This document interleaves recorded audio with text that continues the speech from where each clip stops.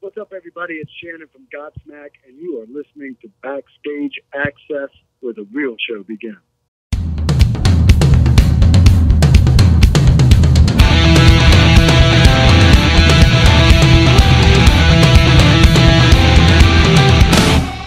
Hey, this is Chris with Backstage Access, and we are so stoked to have with us here today Godsmack drummer Shannon Larkin. Welcome, Shannon. Well, thank you for taking the time to talk with us today. We do appreciate that. So, I appreciate it. Every interview helps. Let's talk about the new studio album. It's the 7th studio album for Godsmack, When Legends Rise. Could you tell us a little bit about the title? Is there a meaning behind that? Absolutely. It's certainly not us saying we're legends rising. We're not that arrogant. It's like a metaphor for the phoenix rising from the ashes, or rebirth, if you will. And we take basically 4 years happen in between each record since I've joined the band 16 years ago, baseless, and it just worked out in which it takes about a year to write and record each record, and then we go on tour for 2 years. And then we take a year apart since we just breathed each other's air for the last 3 years, Right. And I mean, my greatest achievement, our greatest achievement, I think, with this band, and the one in which we're most proud of, is the 20-year mark. That it's hard enough just to get signed, let alone have 20 years of making successful music.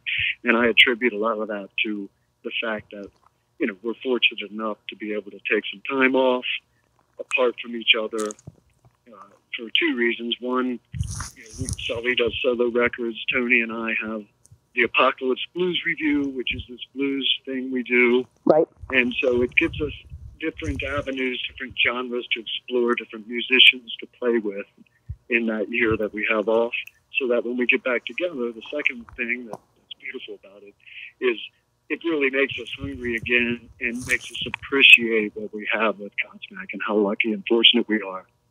Absolutely. Now, the new record, has a little different feel than some of the prior records, but it's still most definitely a Godsmack record from the very first listen. What was behind this sort of kind of expansion of sound and melody this time out? Well, turning 50, all of us have turned 50 now, and that was probably a big part of it. We're not angry, full of piss and vinegar Sure. as we were 10 years ago. And and also, fans aren't stupid. We don't want to be up there trying to portray something we're not, because it'll just seem false, and again, I think that fans really can recognize whether a band's real or not. And, so with a more mature sound, a lot more melody on this one.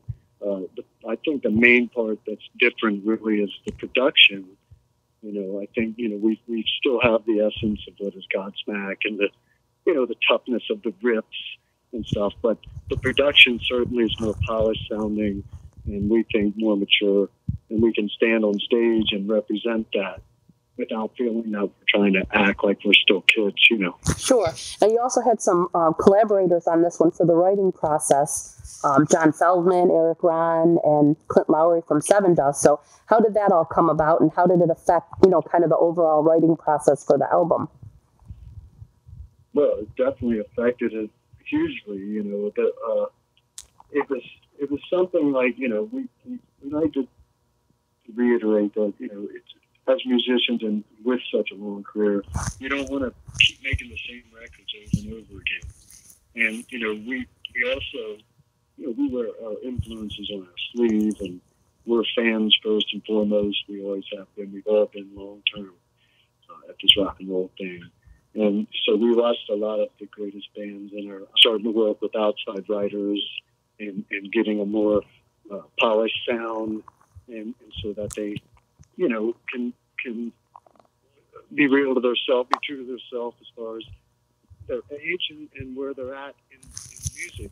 I like to say this, like bands, newer metal and hard rock bands, like Avenged Sevenfold, for instance, those guys are all at least 10 years younger than us, and they play very heavy, very angry music, and they do it great.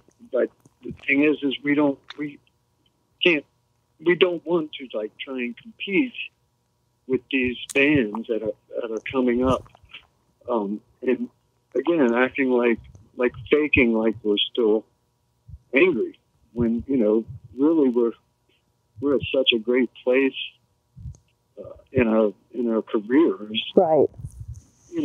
That it's hard to walk around with a scowl anymore. Hence we finally did a comedic video, which we've never attempted. It's just so we're trying to lighten up, but still keep our street toughness of the riffs, of the sound of the band. No matter who writes the song, it all comes down to, is it a good song or is it a bad song? And so, we really had to crush our egos on this one and say, look, let's just try and do what feels natural. And if it means bringing in outside writers to help us achieve a more, melodic sound so that, we can feel like we're not fakers up here, then let's do it. And so it all started with an idea. Of course, Sully had the idea. He's our leader. We follow him and trust him.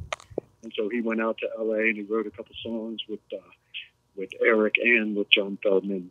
And when he came back, Tony and I live down here in Florida, as well as Robbie. And so Sully flew down with some songs. The first one he played for us was Bulletproof. And it was, the form it was in was demo form. So it had, drum machines and that kind of stuff. And so when we first heard it, it was boom. It was there. We were like, oh, my God, this is great. But let's see what we do to it now. And so we picked up our gear and we started playing this thing and, with the real drums and our tone. And it just sounded, we felt like a natural progression of where the band should go, looking at the future and how we represent ourselves. Absolutely. Now, you guys will be going out pretty soon on a co-headlining run with Shinedown, and I know you've already been out on tour. So how has the reaction been so far to the new material? It's been great. We've been doing festivals only so far. It's just the kind of, we've out there a little bit with our fan base. And we do, I think we did like 4 new songs on the festival shows, and they're also we're pulling them off live. There's a lot more stuff to cover now live. As far as like I said, the main bit I think is production. That means a lot of layering went on in Bulletproof, sound that they put underneath it. And, which we've never done anything like that before. And it adds this like low end to it that we've never seen before. And it certainly made it sound, more modern. Sure. But as far as so far, so good. And our fan base seems to be on the ride with us. There's always going to be the haters, but I look at it like this. Every record, like somebody doesn't look at the haters. He just doesn't need to go online. It's just, he says, waste of time because, we all been doing this long enough to know that there's going to be as many people that hate your band as that love your band. Right. But I like passing a car crash. I can't look away. So I go online and I look at all the haters, and on this one, which I expected a lot of haters since our sound is more modern, palatable, melodic sounding. But it was actually less than when we tried to make, for instance, The Oracle, which we purposely went in and said, let's make our heaviest record, that Godsmack's ever made. Right. And then we make this heavy, what we felt was this really heavy record. And I look online, people say, oh, it's a bunch of commercial rock, or they called us. And I was like, really? And so this time I thought we'd really get killed, but it's funny how that works. And I think, again, it comes down to good songs and bad songs. Absolutely. Now you're going to be out on the run with Shinedown this summer. I know you're going to be stopping nearby us at Darien Center, New York in July. And then you will be heading out, I think, for a few more festival dates in the fall. I know you're going to be headlining a night at Louder Than Life. So tell us a little bit about what can we expect out of this run. Are you going to bring the whole setup with you to the co-headline tour? And, of course, your huge drum solo with Sully, we can expect to see that again. Absolutely. The Shinedown co-headlining and the whole co-headlining thing in general is that when you co-headline, then you can share production costs. So that allows the bands to spend more money on the actual show. Okay. So we work really close with Shinedown, headlining shows for the price of one, because we can share production. And so that allows the bands the extra cash flow to make these awesome shows happen. And right now I've seen some of the set designs that are awesome. Very happy. Awesome. Now, you also will be at some more festivals in the fall. I know you're going to be at Louder Than Life. Tell us a little bit about your feelings on doing the larger festivals. Oh, man. I mean, it's like a family reunion to us. We've been around for 20 years, so we know most all the bands that are out there on the festival circuits. And so we always look forward not only to playing and feeling the energy of those big crowds, but to also, reuniting with a lot of bands that sometimes we haven't seen in 5-10 years, Sure. And there they are. Hey, it's so cool. So we love playing the festivals. Awesome. Now, you had mentioned earlier that, your other band, Apocalypse Blues Revue, and you guys will have a new record coming out this July as well, The Shape of Blues to Come. Can you tell us just a little bit about that and what's going on there? Yeah, it drops on July 20th, and it's on the Mascot Provog label, which is a blues label that has pretty much all of the current blues idols from, the great Joe Bonamassa to Walter Trout, and basically Eric Gale's name of blues band, Kenny Wayne Shepherd, is on Provog. So we were extremely lucky to get a deal with them. And basically, Tony and I, who write songs for Godsmack also, we try to reach a quota. Like we'll try and write, 10 songs, sometimes 15 to submit to Sully for the new Godsmack. And then once we're done that, then our work is done on the smack writing. And so about 6-7 years ago, we had gotten done a set to get to Sully, and then we just kept coming in the rehearsal place just to jam and whatever, see what unfolds. And I started playing a slow simmering like blues beat, and I heard Tony start to play, and I'd already been with him in a band for over a decade and never heard him play like that. I just didn't realize that, some of his biggest influences as a youngster were Stevie Ray Vaughan and Jimi Hendrix and Johnny Winter and Eric Clapton. And when I heard him play like that, which he does not play like that in Godsmack. We're a song-oriented rock band that came about in the late 90s, early 2000s when lead guitar wasn't really cool. Nirvana and Alice in Chains and all that music was out there, and they just kind of, guitar solos were put into the background. Right. And so Godsmack's been a part of that. So we don't have, like on the new record, there's really only 2 songs that have a really ripping guitar lead. All the other songs, it's melody work on the guitar. And so when I heard Tony play like that, I immediately was blown away, number one, after having played with him for a decade, never heard him play like that. Number two, I'm like, we're starting a blues band right now. Because the world needs to hear Tony Mambola play like this. And so, we put out the first record.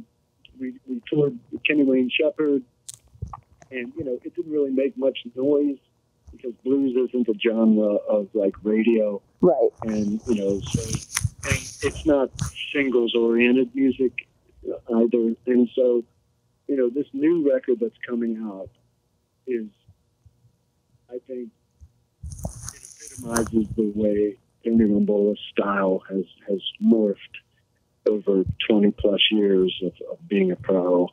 And it's something that, you know, is kind of thwarted in Godsmack in that he can't really play like that in the genre that Godsmack plays, the hard rock metal music, you know. And so this is something that I look at as a machine that I can use to put my friend out there in hopes that guitar players will hear this guy. You know, this isn't about selling records or getting radio hits or making money. This is about pure musicianship from the heart, from the soul, that the only thing that matters is making a cohesive body of work, a journey, a trip that people can take with us, you know, through all the different genres of blues.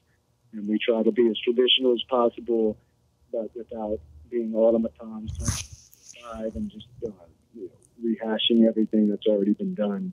We're trying to, you know, put our hard rock and heavy metal influences into the true American music, blues. It's the only music that was truly here, invented right here in America. And so, you know, our intent is blues, and it is to be, well, my intent also is to make Tony a household name, because people need to hear him play. I'm telling you, otherworldly. He's so great at the blues, and blues is about feel, it's about technique, and he has it all. And I think when people hear this new record, then they're finally going to recognize the great Tony Rombola for what he really is, which is an amazing lead guitar player. Awesome, and I'm excited to hear it when it comes out. Oh, thank you. Yeah, I think you'll like it. I mean, I don't know how old you are. You know, I was raised on classic rock and got into blues when I was a teenager, a young teenager, like 12, 13. And a friend of mine turned me on to Johnny Winter. And that led me backwards in time, right? To like all the great early guys, the Robert Johnsons and John Lee Hookers, right? And so our hope is, Tony and I and the other two guys in the band, Ray and Brian, our hope is to, since we have this vehicle that is Godsmack, which is a hugely, you know, successful rock band with all these fans, and a lot of them young, that perhaps haven't heard, you know, Johnny Winter, for instance, play the blues. And so, or Stevie Ray Vaughan for that matter. And so our intent here is to try and reintroduce this blues thing to the younger folks that perhaps are fans of ours already from rock and metal. And maybe they'll like it and go and rediscover people like Stevie Ray Vaughan and get the feel for the true American music, which is blues. So, you know, it's a pure intent, and again, it has nothing to do with any kind of commercial success. But what we would like to become successful enough that when Godsmack ends, which it will, it's like there is a shelf life on hard rock. You know, not everybody can be the Rolling Stones, nor do they want to be. Right. You know, Godsmack said it 1,000 times. We don't want to be looking like a bunch of old farts up there trying to play this music that is angst and youth-driven and full of piss and vinegar when we're all in our 50s and we're pretty happy with life, you know. So when Godsmack does decide to call it a day, and that's not any time soon, by the way, you know, we'd like to do this for as long as we can feel comfortable doing it, to where we're being real with ourselves. Sure. And not looking like, you know, not as great as we could be. As soon as that happens, we will stop. And so with the blues genre, and why Tony and I love this band, the Apocalypse Blues Revue, so much, is that there's no real age limit on it. You know, you have people like B.B. King that died on tour, right, like 87 years old, you know, but he was still doing what he loved and drawing more and more people. So in the blues world, there isn't a shelf life. You can do it until the day you die. So we hope that after Godsmack's over, we'll just continue on musically and continue to tour and play and make records with the Apocalypse. Awesome. Well, thank you so much for your time today and filling us in on everything that's going on with Godsmack and the Apocalypse Blues Revue. Well, thank you, man. I really, really appreciate you letting me talk a little about the Apocalypse, because, you know, it's such a hard project, you know. And so that was really nice of you. Thank you. I appreciate that. Oh, no problem. It's burning high when ashes fall, the legends rise.